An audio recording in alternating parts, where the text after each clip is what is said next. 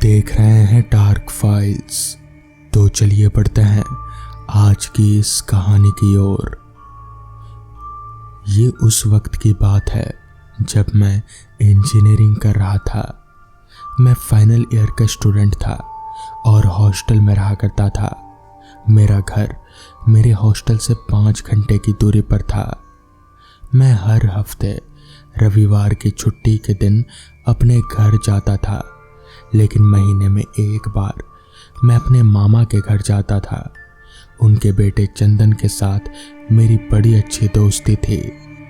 शनिवार की क्लास खत्म होते ही मैंने अपना सामान बांधा और अपने मामा के घर की तरफ रवाना हो गया। मेरे मन में मामा और उनके परिवार और खासकर चंदन से मिलने की बड़ी उत्सुकता थी, लेकिन मुझे क्या पता था कि मेरे साथ कुछ ऐसा होने वाला है जिस पर विश्वास करना मुझे आज भी बहुत मुश्किल लगता है। मेरे मामा एक छोटे से गांव किशनपुर में रहा करते थे। किशनपुर शहर से 7 घंटे की दूरी पर था। जब मैं किशनपुर पहुंचा तब तक बहुत रात हो चुकी थी। किशनपुर के बस स्टॉप से मामा जी के घर तक पहुंचने के लिए लगभग 20 मिनट तक एक कच्ची सड़क पर पैदल चलना पड़ता था। उस दिन अमावस की रात थी। आसमान पर बादल छाए थे और ठंडी हवा चल रही थी। मैं ठंड के मारे कांपने लगा। कुछ मिनट पहले बारिश हुई थी और पेड़ों की पत्तियों से पानी अभी भी टपक रहा था। मामा के घर की तरफ जाने वाली कच्ची सड़क पर कीचड़ भर गया था। मैंने उस सड़क पर बड़ी सावधानी से कदम आगे बढ़ाए। रात बहुत हो चुकी थी, इसलिए सड़क सुनसान थी और आसपास कोई नहीं था। किशनपुर के लोग ऐसी ठंडी बरसाती रातों में बहुत जल्दी सो जाते थे। मुझे घर पहुंचने की जल्दी थी, इसलिए मैंने अपने कदम जल्दी जल्दी आगे बढ़ाए। कहते हैं अमावस की काली रातों में इस रास्ते पर चलना खतरे से खाली नहीं है। तुम्हें डर नहीं लगता? मैंने एक लड़की की आवाज सुनी और ठिठक कर रुक गया। फिर मैंने पीछे मुड़कर देखा कि एक खूबसूरत सी लड़की मुझे देखकर मुस्कुरा रही है। वो उम्र में मुझसे 1-2 साल छोटी होगी। देखने में वो किसी कॉलेज की स्टूडेंट लग रही थी। मैंने अंदाजा लगाया कि शायद वो भी मेरी ही तरह छुट्टियों में अपने घर वापस जा रहे थे। मैंने उसकी कही बात को मजाक समझा और हंसने लगा। भला मुझे क्यों डर लगेगा? मैंने उससे पूछा। मैं तो मर्द हूं, डरना तो तुम्हें चाहिए क्योंकि तुम लड़की हो। क्या तुम्हें नहीं पता? उसने कुछ कदम मेरी ओर बढ़ाए और फिर पूछा। ऐसी अमावस की रातों में कब्रिस्तान से कुछ अतृप्त आत्माएं बाहर निकलती हैं और अपनी अधूरी इच्छाओं को पूरा करने के लिए इधर उधर भटकती रहती हैं। वो तुम्हारा खून चूस लेती हैं और तुम्हें मार डालती हैं। उन्हें इस बात से कोई फर्क नहीं पड़ता कि तुम मर्द हो या औरत। उन्हें सिर्फ तुम्हारा खून चूसने से मतलब है। वो लड़की देखने में बहुत खूबसूरत थी और उसकी आवाज़ भी बहुत मीठी थी।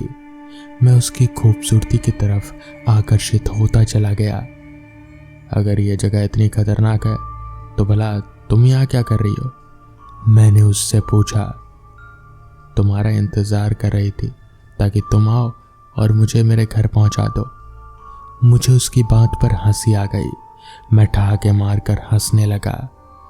तो ये बात है। अब उसकी मंशा मेरी समझ में आई थी। असल में तुम्हें अकेले घर जाने में डर लग रहा है, इसलिए तुमने ये उल्टी सीधी कहानी सुनाकर मुझे डराना चाहा ताकि तुम्हें मेरा साथ मिल जाए।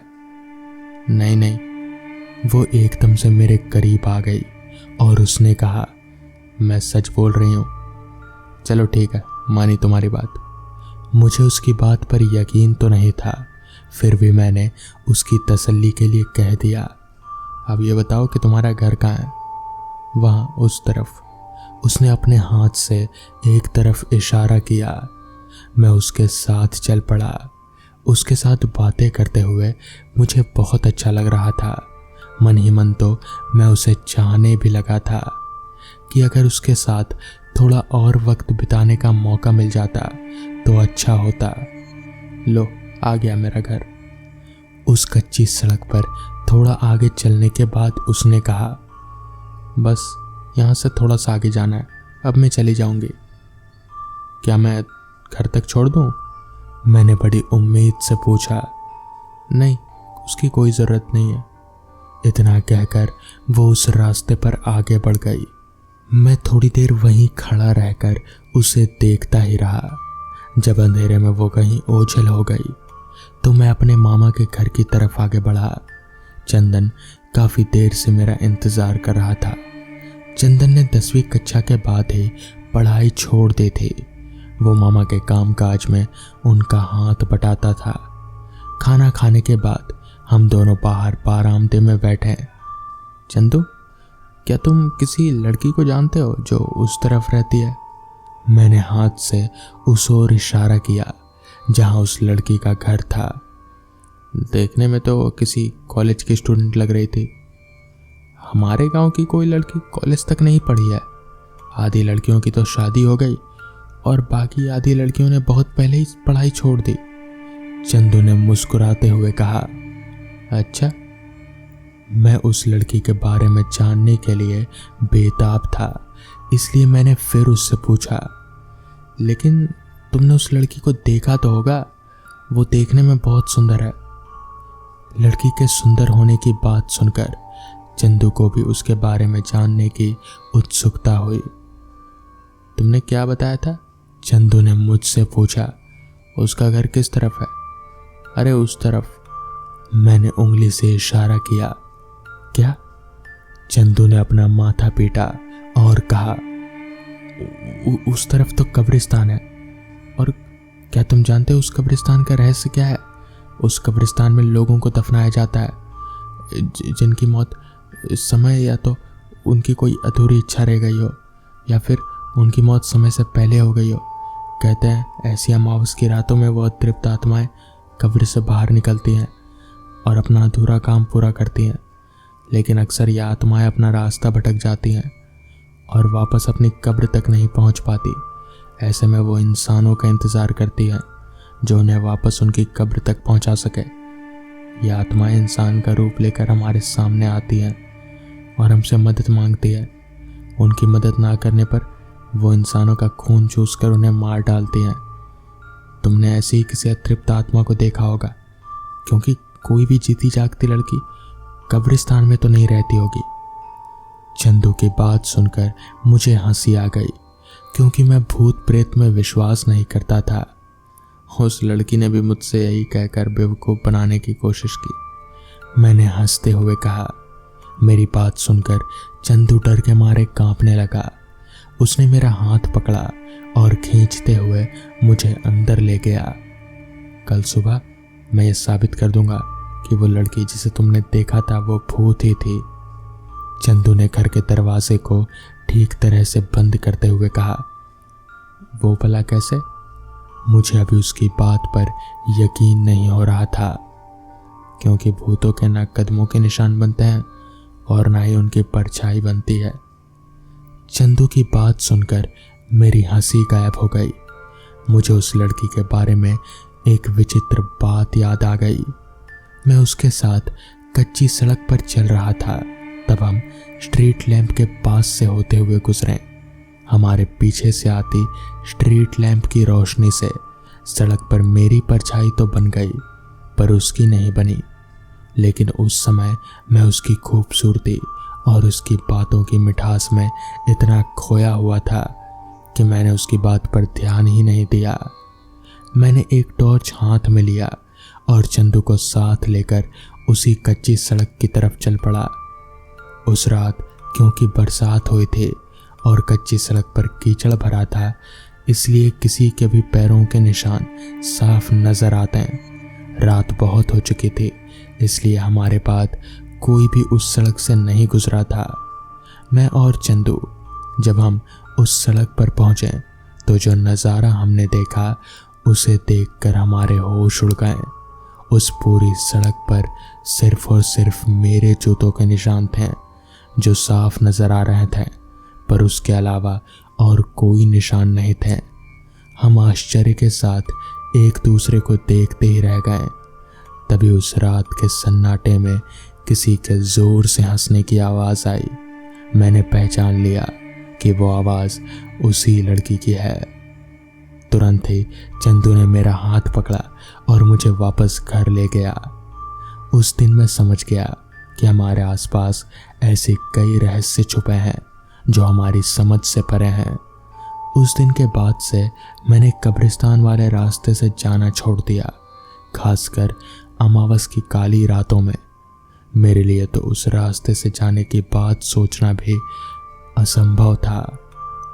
तो दोस्तों, ये थी आज की पहली कहानी। तो चलिए बढ़ते हैं आज की दूसरी कहानी की ओर। दोस्तों, मैं यानी कमलेश आज आपको जो कहानी सुनाने जा रहा हूं, हो सकता है उस पर आप लोगों को विश्वास ना हो, मगर यकीन मानिए इस घटना को याद करके मेरे रोंगटे तक कांपने लगते हैं। और शायद ये कहानी सुनने के बाद आपका भी यही हाल हो। खैर, दरअसल हुआ कुछ यूं था। उस रोज मैं अपने मामा के घर में गर्मियों की छुट्टियां बिता रहा था। शायद वो मेरी तीसरी रात थी जब मैं, मामा जी और उनका बेटा प्रिंस, हम लोग घर के बाहर बने चबूतरे पर बैठकर नेचुरल ठंडी हवा का लुत्फ उठा रहे थे। तभी प्रिंस ने मामा जी से कहा, पापा कोई कहानी सुनाइए ना। इस पर मामा जी ने कहा, नहीं, फिर तू डरेगा रात को। इसके बाद भी जब प्रिंस नहीं माना और जिद करने लगा, तब मामा जी ने कहा, अच्छा ठीक है, सुनो कमलेश, तुम भी सुनो। हमारे घर के बगल में जो छोटा सा घर है ना, उसी की कहानी है। आगे मामा जी ने बताया, ये बात आज से करीब 25-30 साल पुरानी होगी। तब भी शायद गर्मियों का ही मौसम चल रहा था। एक शाम मैं आराम से चाय पानी पीकर बिस्तर पर लेटने जा ही रहा था कि तभी घर के दरवाजे पर कोई जोर जोर से हाथ मारने लगा। मैंने उठकर दरवाज़ा खोला तो देखा कि हमारा पड़ोसी जगदीप है। फिर जगदीप बोला, मनोज भाई, बगल वाला बुढ़ा मर गया। इस पर मैं बोला, कब? ठीक है, अब चलो शमशान ले जाने की तैयारी करो। दरअसल वो बुढ़ा हमारा ही पड़ोसी था। उसका इस दुनिया में कोई नहीं था। पत्नी पहले ही मर चुकी थी और बेटा कई सालों से लापता था। अकेलापन उस बुढ़े के सर पर ऐसे चढ़ गया था कि उसकी हरकतें दिन पर दिन अजीब होती जा रही थी। राह चलते किसी भी आदमी को मारने दौड़ता, किसी को भी बेवजह गालियां बकने लगता। खैर, मर गया तो अच्छा ही हुआ। फिर हम 3-4 लोगों ने मिलकर अर्थी बनाया और पूरी रीति रिवाज के साथ हम 4 लोग अर्थी लेकर निकल पड़े। वैसे कल सुबह ले जाने से भी होता, पर रात भर लाश के पास कौन बैठेगा, यही सोचकर हम लोग शाम के अंधेरे में ही निकल गए। मैंने अर्थी को सामने की ओर से कंधा दिया था, मतलब जिधर उस बुढ़े का सर था। चलते चलते मैंने एक नज़र आसमान की ओर देखा। काले बादलों ने आसमान को चारों तरफ से घेर लिया था। बीच बीच में बादलों की गर्जन पूरे फिजा में गूंज जाती। तभी मेरे बगल में चल रहे जगदीप ने कहा, भाइयों थोड़ा जल्दी चलो, देखो बारिश आने वाली है। जगदीप ने अभी इतना कहा ही था कि तभी मैंने जिस हाथ से अर्थी को पकड़ा हुआ था, उसी हाथ को किसी ने एकदम से पकड़ लिया। वो हाथ बर्फ की तरह ठंडा था। मैंने ठिठक कर अपना हाथ छुड़ाने की कोशिश की और छुड़ा भी लिया। मुझे लगा शायद अकड़न की वजह से लाश के बदन में हरकत हुआ होगा। यही सोचकर मैंने बात को हवा में उड़ा दिया। अगर बाकियों को बताता तो खामखा वो लोग भी डर जाते हैं। कुछ देर ऐसे ही चलने पर हम लोग शमशान पहुँचे। जैसे ही हम लोग शमशान में दाखिल हुए कि अचानक ही बहुत तेज बारिश आ गई। शमशान में बने एक शेड के नीचे हमने लाश को रखा और खुद भी वहीं खड़े हो गए। उस घने अंधेरे में रोशनी का एकमात्र जरिया शेड की खुट्टी पर टंगी एक लालटेन ही थी, वो भी तेज हवाओं में जूझ रही थी। टीन के शेड पर टिपटिपाती बारिश की मोटी बूंदों के अलावा और कोई आवाज मेरे कानों में आ नहीं रही थी। बहुत देर तक इंतजार करने के बाद भी जब बारिश नहीं रुकी तो मेरे और जगदीप के अलावा और जो 2 लोग आए थे उन्होंने कहा, तुम दोनों यहीं रुको, हम लकड़ी का इंतजाम करते हैं। और इतना बोलकर वो दोनों भींगते भींगते ही वहां से चले गए। बारिश हर पल बढ़ती ही जा रही थी। मेरे और जगदीप के अलावा अब आसपास कोई जिंदा इंसान नहीं था। अभी हम लोग वहां खड़े खड़े इधर उधर देख ही रहे थे। तभी जगदीप ने एक दबी सी घबराई हुई आवाज में कहा, मनोज ये लाश हिल क्यों रही है? जगदीप की बात सुनकर उस माहौल में शायद एक बार के लिए कोई भी डर जाता, मगर मैं नहीं डरा।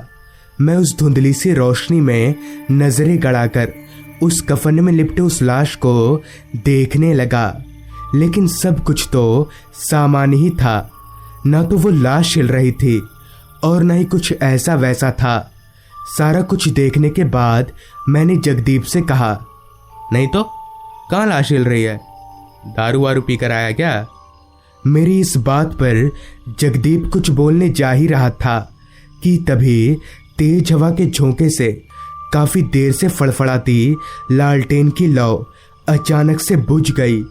लालटेन बुझते ही किसी ने मेरे दाहिने हाथ को कसकर पकड़ लिया।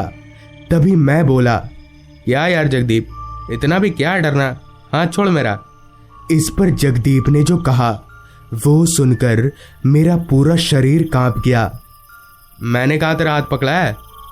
जगदीप से ये सुनकर मुझे याद आया कि जगदीप तो मेरी बाईं ओर खड़ा था। तभी मुझे ये एहसास हुआ कि वो हाथ बर्फ की तरह ठंडा है और उस हाथ में जिस तरह का खरखरापन था उससे ये साफ था कि वो किसी उम्र दराज आदमी का हाथ है। मैं ठिठक कर पीछे हट गया और उस हाथ को अपने हाथ से अलग कर लिया। इतने में ही जगदीप ने लालटेन जलाने के लिए अपना लाइटर निकाला।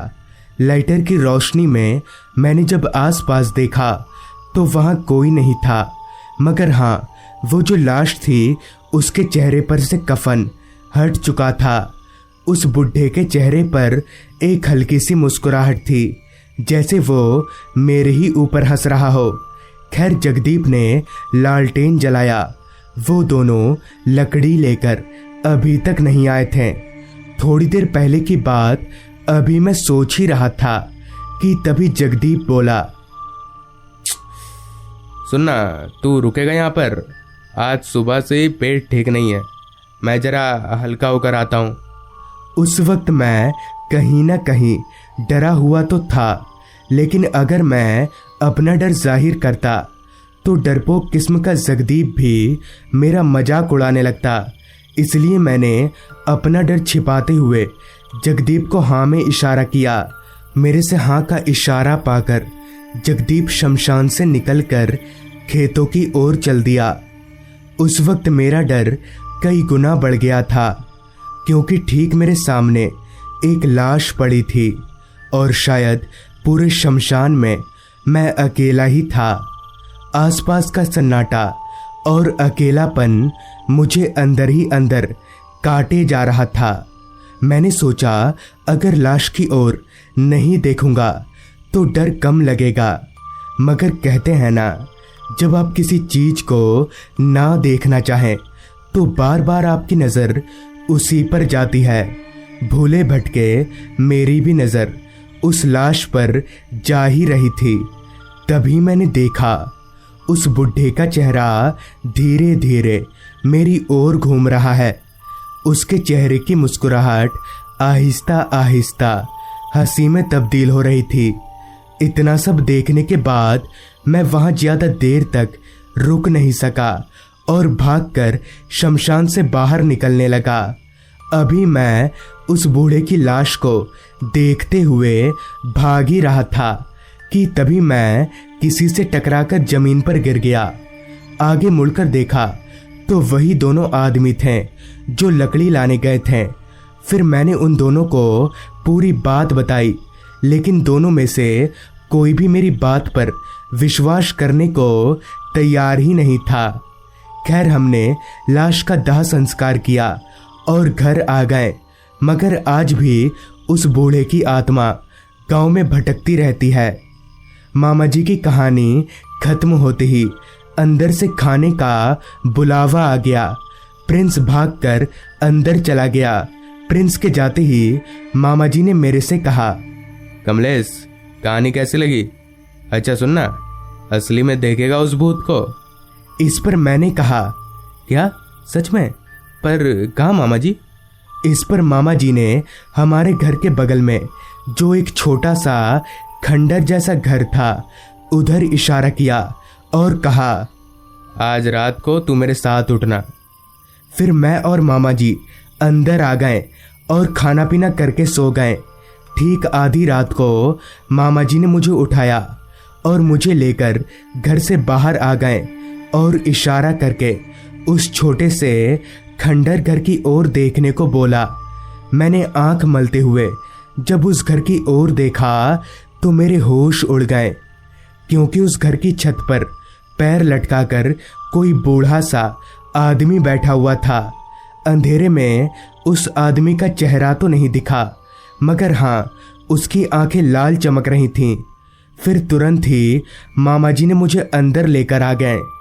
मैं ये सब देखकर बहुत डर गया और फिर कभी भी अपने मामा के घर नहीं गया।